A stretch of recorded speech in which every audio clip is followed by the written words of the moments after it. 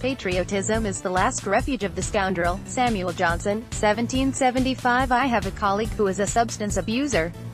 Wait, let me rephrase that.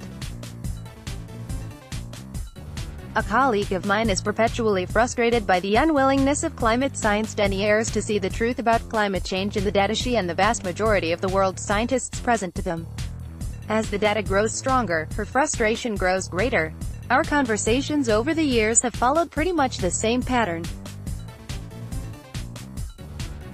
She tells me her frustration, then I try to explain that for many deniers it's not really about the numbers, it's more about their politics.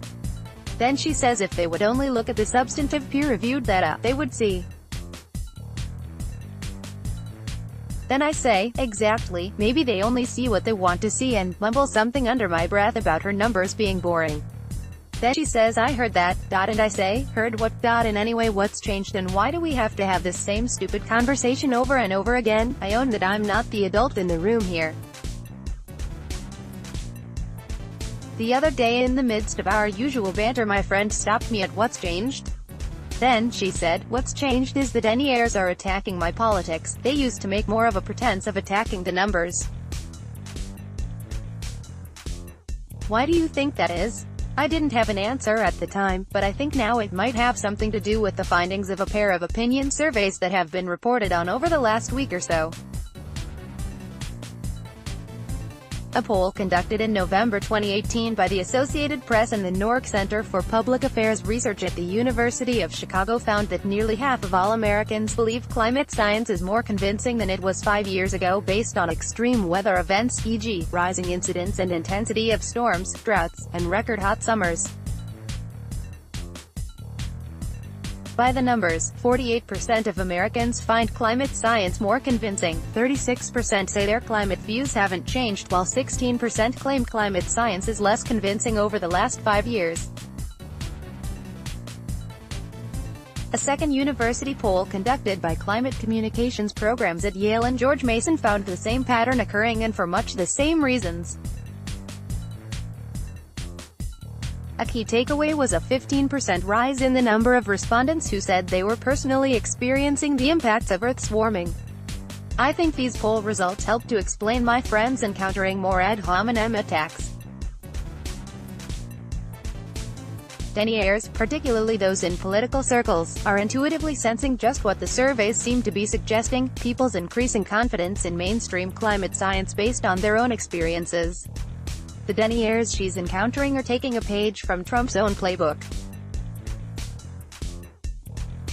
If you don't like the message, then by all means shoot the messenger. Make no mistake, the partisan divide still exists. The University of Chicago survey found that 5% of the Democrats who believe the climate is changing are willing to consider the changes from natural causes compared to 30% of Republicans willing to do the same. I would venture, based on anecdotal evidence from the midterm elections, that coastal Republicans, e.g., those in Florida, Texas, the Carolinas, and Louisiana, are more worried than others in the party. Senator Scott, RFL, was nearly in also ran because of the red tide, and blue-green algae blooms polluting Florida's beaches and keeping tourists away before the midterm elections. As governor, Scott dismissed climate science as a hoax and a porculous boondoggle by researchers to keep from having to get real jobs. Over the past 18 months, a number of Trumplicans have expressed concerns over a red tide, just not the one that spread across Florida's beaches. The red tide they're interested in are environmentalists being funded by Moscow. You think I'm kidding, don't you? Well, I may be kidding, but Congressman Devin Nunes, RCA, is not. The former chair of the House Intelligence Committee claimed on a podcast last September that Russia is funding the environmental movement here and abroad, to expand their fossil fuel sales and perhaps to bring down Western capitalism. He even joked with Bruce Thornton of the Hoover Institute that climate hawks were like watermelons, green on the outside but red on the inside. Nunes, along with Representatives Lamar Smith, RTX, and Randy Weber, RTX, wrote to Treasury Secretary Mnuchin in 2017 asking him to investigate whether Russia is in cahoots, a good cowboy word, with American environmental activists for the express purpose of preventing the U.S. from developing its natural gas resources. Part of the unanswered letter reads, "Publicly available reports connect the dots in this complex scheme operated under the guise of philanthropic endeavors. The Russian government and complicit parties have executed a political agenda with little or no paper trail. According to the reports, entities connected to the Russian government are using a shell company registered in Bermuda to funnel tens of millions of dollars to a U.S.-based 501c3 private foundation, the Sea Change Foundation.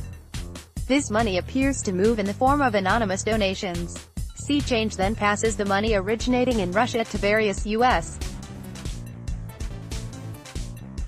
501c3 organizations such as the Sierra Club, League of Conservation Voters Education Fund and others.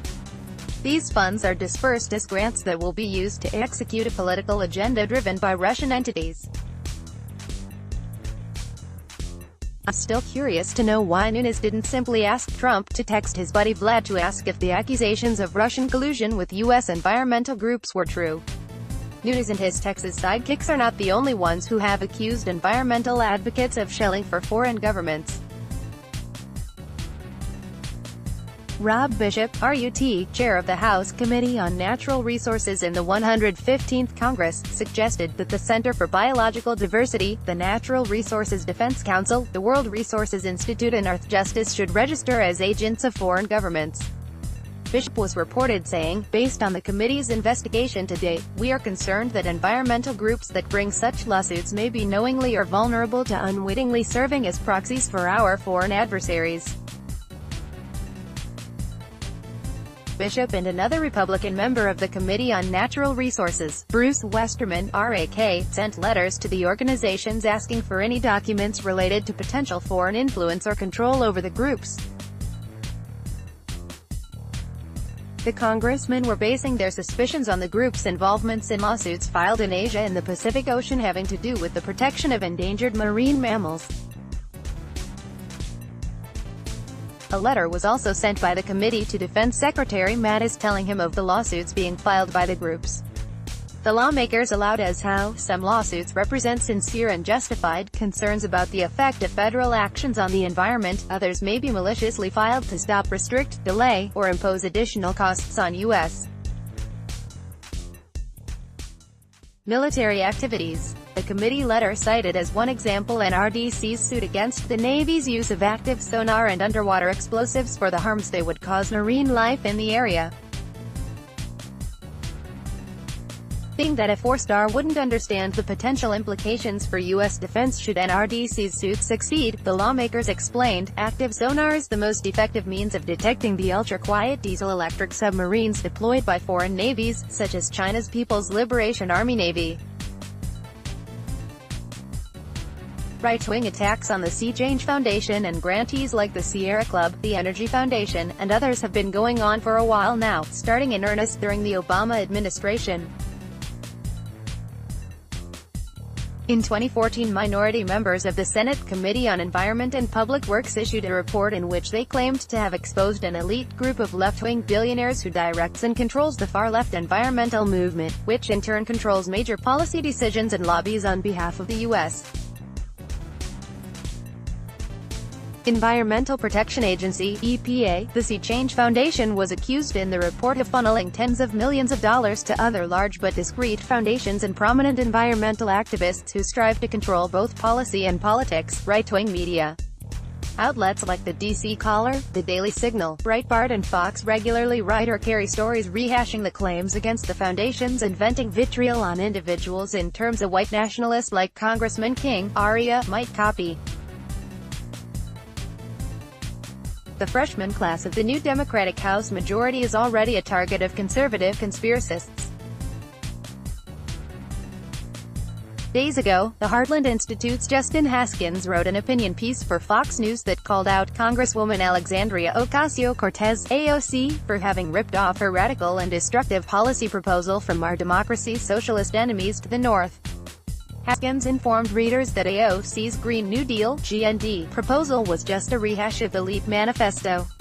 To give Haskins his due, there are similarities between the two plans.